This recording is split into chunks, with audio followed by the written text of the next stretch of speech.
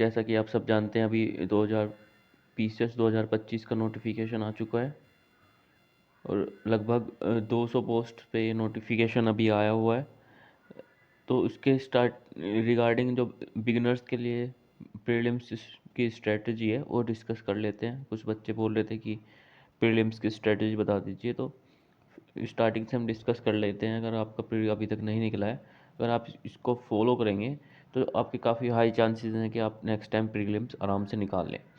देखिए, तो सबसे पहले प्रीलिम्स में या मेंस में जो भी करना है, हम क्या चीज़ें इंपॉर्टेंट है। हमारे पास सिलेबस होना चाहिए और फिर पीवाईक्यूज होने चाहिए, और जो हमने पेपर दिए हैं, जैसे 2024 का आपने दिया होगा या 23 का दिया होगा, वो पेपर्स आपके पास होने चाहिए। उससे आपको एनालिसिस करना है कि कहाँ पे आपकी वीकनेस है, कितने सब्जेक्ट में मतलब आपने कितने सही किए हैं, किस सब्जेक्ट में कितने गलत किए हैं। ये सब आपको खुद से एनालाइज करना पड़ेगा। जब तक आप खुद से एनालाइज नहीं करेंगे तब तक आप सही से अपने प्रीलिम्स स्कोर को इम्प्रूव नहीं कर पाएंगे। तो ये सबसे ज़रूरी चीज़ें हैं। और जहाँ तक बुक लिस्ट वगैरह भी है, इसकी हम चर्चा करेंगे इसमें, बुक लिस्ट के बारे में। फिर मेंस के रिगार्डिंग तो इसमें कोई चर्चा नहीं होगी। फिर पर मेंस की तैयारी भी आप लगभग, अगर आपके पास अभी 6-7 महीने हैं तो 2-3 महीने आप मेंस की तैयारी भी कर सकते हैं, क्योंकि ये आपको के लिए इम्पोर्टेंट रहेगा। जैसे यूपी स्पेशल के 5-6 जो है वो आप तैयार कर सकते हैं इसमें टाइम में। कोई भी आपका 1-2 सब्जेक्ट आप प्री से पहले तैयार कर लें, क्योंकि अभी सफिशिएंट टाइम है। खाली प्रीलिम्स करेंगे तो मेंस करने में बाद में दिक्कत आएगी। या तो उसके भी प्रीवियस ईयर क्वेश्चन सोल्व कर लें, बस 4-5 साल के जो आए हैं वो देख लें, एनालाइज कर लें। इतना तो कम से कम आपको करना ही चाहिए। यहाँ पे जब पीसीएस में आप आते हैं और लोगों से पूछते हैं गाइडेंस के बारे में, तो आपको काफ़ी टाइम लग जाता है, और मोस्ट ऑफ द टाइम आपको लोग मिस गाइड भी कर देते हैं।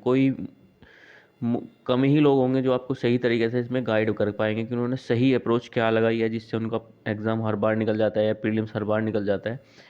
तो ऐसे किसी से उम्मीद मत रखिए कि वो आपको सही ही गाइड कर रहा होगा।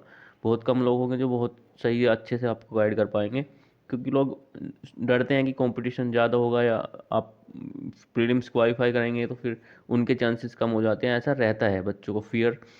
तो आप किसी से गाइडेंस लेने के बजाय आप खुद की मिस्टेक से अपना इम्प्रूव करिए, या तो जो टॉपर्स वगैरह हैं उनकी अप्रोच से आप सीखिए। थोड़ा बहुत हर टॉपर से कुछ ना कुछ अच्छा आपको मिल सकता है, तो वो आप नोट कर लीजिए जो आपके काम का है। बाकी जो नहीं है आपके काम का, उसको आप छोड़ सकते हैं। तो आप कुछ टॉपर्स की स्ट्रेटजी देखिए, उससे आप सीखिए कि क्या हम इम्प्रूव कर सकते हैं, कैसे इम्प्रूव कर सकते हैं। जैसे मैंने अपना खुद से इम्प्रूव किया है। तो मैं क्या करता था, अपने पेपर्स लेता था, देखता था कि कहाँ पे मिस्टेक्स हुई है, पेपर के पीछे सब्जेक्ट वाइज लिस्ट बना ली, हिस्ट्री, ज्योग्राफी, पॉलिटी, इकोनॉमिक इतने क्वेश्चंस आए हैं, कितने मैंने गलत किए और क्यों गलत किए।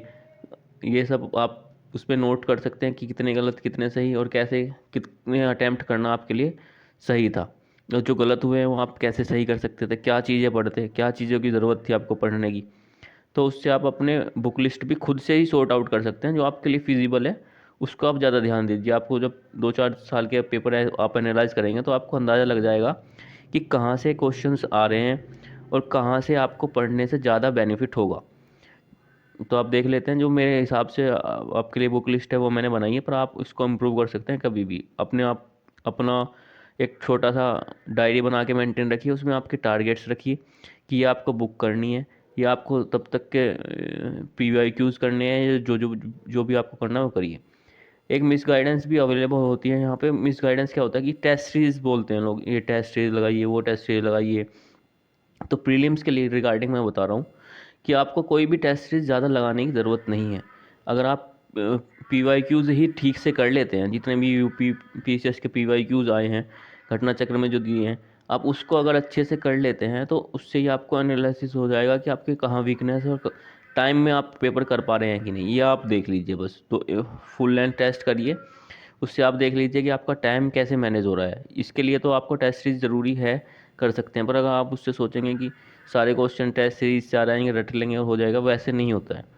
आपको क्वेश्चंस पीवाईक्यू से ही और बुक्स, बेसिक बुक्स से ही पढ़ के करने पड़ेंगे। जैसे एनसीईआरटी होगी तो एनसीईआरटी ही बेस होती है यूपी पीसीएस में क्वेश्चंस का। और एक्स्ट्रा क्वेश्चन जो जहाँ से आते हैं फिर वहाँ से तो कोई जैसे हिस्ट्री में आते हैं डीप क्वेश्चन पे बहुत ही मुश्किल होते हैं करना।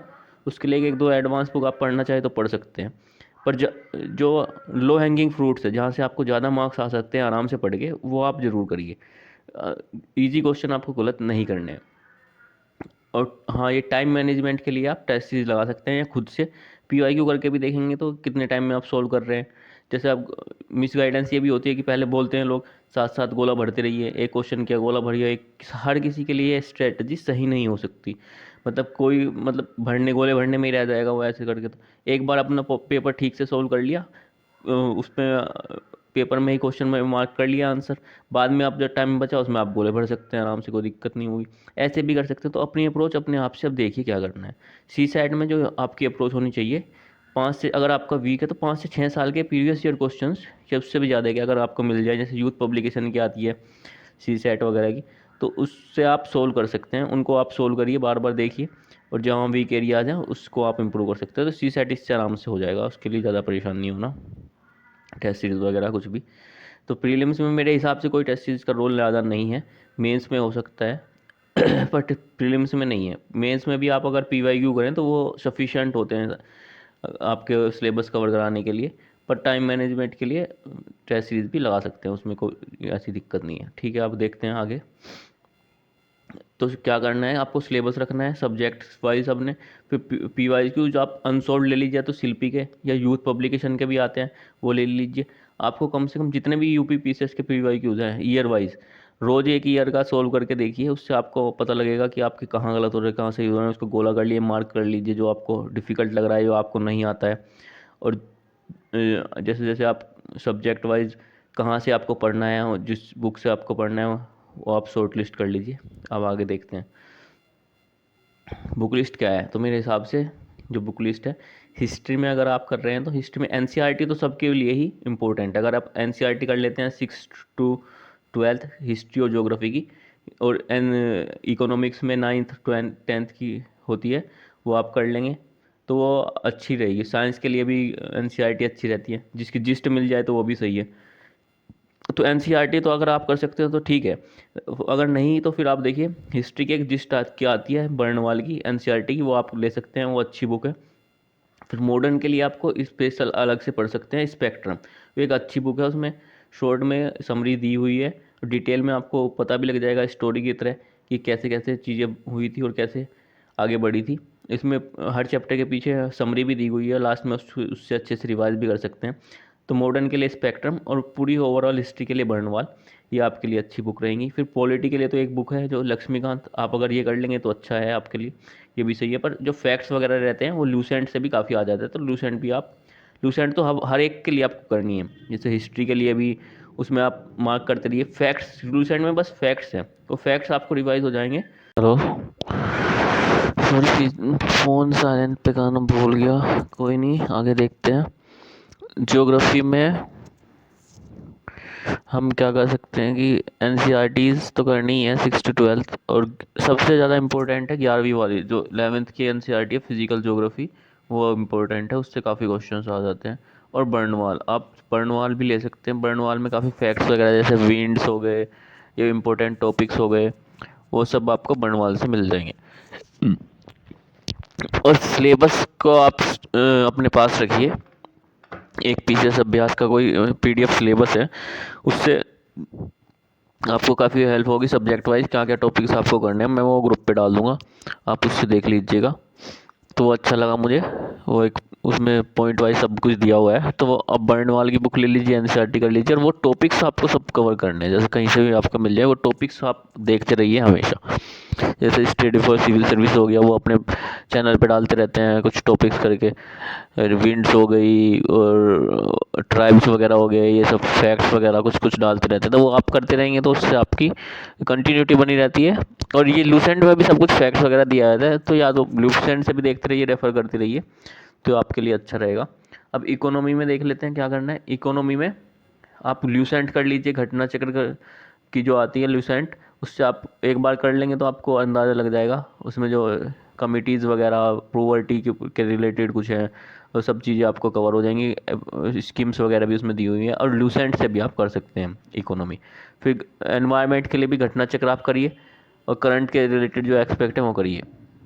साइंस के लिए भी घटना चक्र जरूरी है। बाकी मैंने हिस्ट्री ज्योग्राफी के लिए आपको घटना चक्र ये नहीं इसलिए नहीं बताया क्योंकि PYQs में कवर हो जाएगा। करनी है तो आप ज्योग्राफी के लिए भी घटना चक्र कर सकते हैं। घटना चक्र आप कर सकते हैं, वो आपके लिए प्रैक्टिस के लिए इंपॉर्टेंट हो जाएगी। हर एक क्वेश्चन का आप तो डीपली आप उसको नहीं पढ़िए, पर PYQs की तरह है, उसको यूज़ कर सकते हैं, जल्दी जल्दी से पढ़ के ख़त्म कर सकते हैं। PDF सबके अवेलेबल है, फ्री में भी आप कर सकते हैं, टेलीग्राम कहीं पे आपको मिल जाएंगे।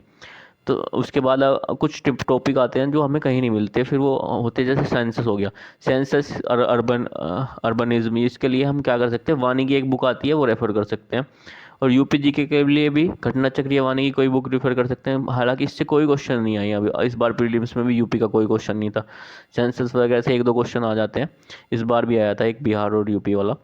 तो इसके लिए वानी कर लीजिए, एक UPGK कर लीजिए। करंट के लिए अब आते हैं सबसे इंपॉर्टेंट करंट। वो तो सब स्टैटिक पोर्शन है, ये तो आपको करना ही करना है। आपका स्टैटिक सबसे मजबूत होना चाहिए, यहाँ पे आप मार नहीं खा सकते। जो सब कर रहे हैं वो आपको करना चाहिए। उससे आप 1-2 रिसोर्स ज़्यादा कर सकते हैं तो वो आपकी इच्छा करिए। जितना आप रिवीजन ज़्यादा करेंगे, टेस्ट सीरीज से ज़्यादा जितना आप रिवीजन करें, बुक्स बेसिक पढ़ें, PYQs लगाएं, इससे ही आपका स्कोर ज़्यादा इंप्रूव हो जाएगा, ना कि आप टेस्ट सीरीज के पीछे भागते रहें। वो आपको वीकनेस पता करने के लिए ज़रूरी है। टाइम मैनेजमेंट के लिए टेस्ट 1-2 आप लगा सकते हैं, देख सकते हैं, बस इससे ज़्यादा नहीं। आप देखिए अब आगे करंट के लिए। करंट के लिए 30 से 35 क्वेश्चन करंट में आते हैं। तो आप इसके लिए क्या करिए, लास्ट 6 मंथ्स का आप करंट अफेयर कर सकते हैं। जैसे इस बार पेपर आया था, तो वो पेपर जो बना हुआ था उसमें करंट अफेयर हमें डिफ़िकल्ट इसलिए लगा क्योंकि वो पेपर दिसंबर के हिसाब से उन्होंने बनाया था। तो लास्ट उसमें 6 मंथ्स के करंट अफेयर और थे दिसंबर से पहले तक के। तो और वो पेपर हुआ था अब लेट जाके, मतलब दिसंबर में हुआ, तो उससे पहले का बना हुआ था वो पेपर। जैसे पहले जो डेट दी हुई थी उसके हिसाब से वो जनवरी के साथ आसपास का बना हुआ था पेपर था। तो लगभग जो होता है जब पेपर होने वाला था उससे 6 मंथ्स पुराना करंट अफेयर अगर आप मंथली कर सकते हैं, किसी भी संस्थान से करिए या यूट्यूब से करिए, PDF बना के कैसे भी करिए, मंथली आपको 6 मंथ्स का करना चाहिए आइडियल सिनेरियो में। तो ये आपके लिए अच्छा रहता है। घटना चक्र की मंथली भी एक में वो PDF डालते रहते थे अपने चैनल पे, उससे भी आप कर सकते हैं। तो वो भी एक अच्छी बुक है, उससे सारा आपका डीपली भी कवर हो जाता है। और फिर आप देखिए जो ईयरली अगर आपको करना है, ईयरली के लिए आप एक घटना चक्र की जो आती है दृष्टि, ये अच्छी बुक रहती है। इसको आप 2 से 3 बार अगर रिवाइज करेंगे तब तो आपके लिए बेनिफिशियल है।